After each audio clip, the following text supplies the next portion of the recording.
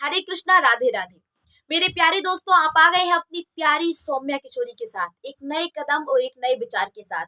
आज मैं बहुत अच्छी चीज आपको बताने वाली हूँ कि पता चलता है आपको जीवन में क्रोध कहाँ है। गुस्सा का स्थान बताती हूँ मैं आज आपको कि लोग गुस्सा करते हैं, कितना चिड़चिड़े रहते हैं और जीवन में गुस्सा कहाँ है। एक व्यक्ति था, उस व्यक्ति ने सोचा, संत जी थे, मतलब वो व्यक्ति संत बन चुका था और उन संत जी ने सोचा कि आज मैं क्या है, एकांत में जाऊंगा और एकांत ढूंढूंगा, वहीं पर जाकर के मैं साधना करूंगा, भगवान का ध्यान लगाऊंगा। और नदी में एक नाव ली और नाव को ले जाकर के बीच नदी में ले गए और वहीं पर एक टापू था, एक बहुत, उस टापू में एक डंडा बंधा हुआ था।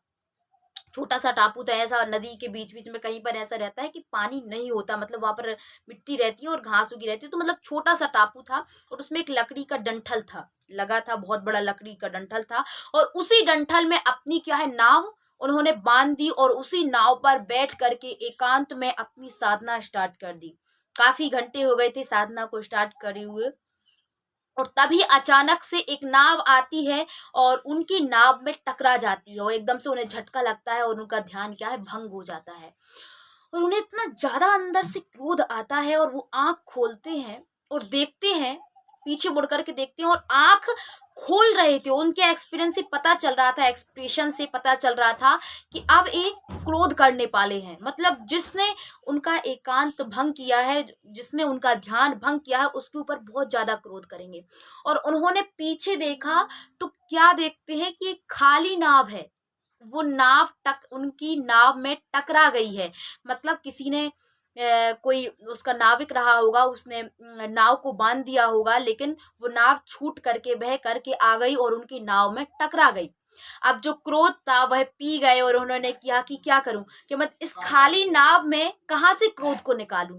तो मतलब उन्हें समझ में आया कि जीवन में नाव खाली है, यदि इसमें के ऊपर कोई व्यक्ति बैठा होता और फिर नाव टकराई होती तो मैं उस व्यक्ति पर क्रोध करता। मतलब टकराई तो नाव है और तुमने उस व्यक्ति पर क्रोध किया, तो जो है ही नहीं, मतलब जो निर्जीव है उस पर आप कहां से क्रोध करेंगे। मतलब कहने का तात्पर्य यही है कि क्रोध आपको हल्का सा कोई धक्का लगाता है, संत जी को समझ में आया कि हल्का सा मुझे कोई धक्का लगाया और मेरे अंदर से क्रोध जाग गया। मतलब क्रोध कहीं से उत्पन्न नहीं होता, कोई क्रोध को उत्पन्न नहीं करता। हम कहते हैं कई बार कि हमें तुम्हारी वजह से क्रोध आया है, तुम्हारे ऊपर क्रोध आया है, बल्कि उस व्यक्ति की गलती नहीं है प्यारे, गलती तो आपकी है, क्योंकि आपके अंदर से वो क्रोध निकल करके उस व्यक्ति तक पहुंचा और संत जी ने उसी वक्त संकल्प लिया कि आज के बाद मैं कभी भी क्रोध नहीं करूंगा। और सच्ची साधना तो यही है कि सिया राम मैं सब जग जानी, करहु प्रणाम जोर जुग पानी। आकर 4,84,000 जात जीव जल थल नब्बासी। 4 प्रकार के जीव होते हैं, स्वेदज, अंडज, उद्भिजज, जरायुज। स्वेदज मतलब जो पसीने से हैं, उद्भिजज मतलब जो जमीन से, पेड़ पौधे जमीन से निकलते हैं, उद्भिजज।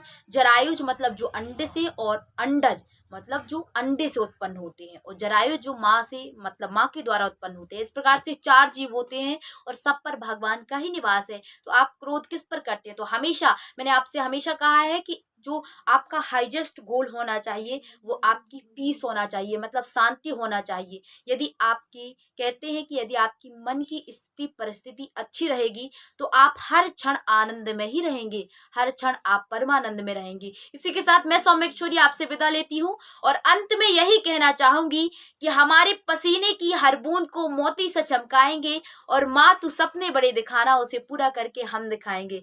हरे कृष्णा, राधे राधे।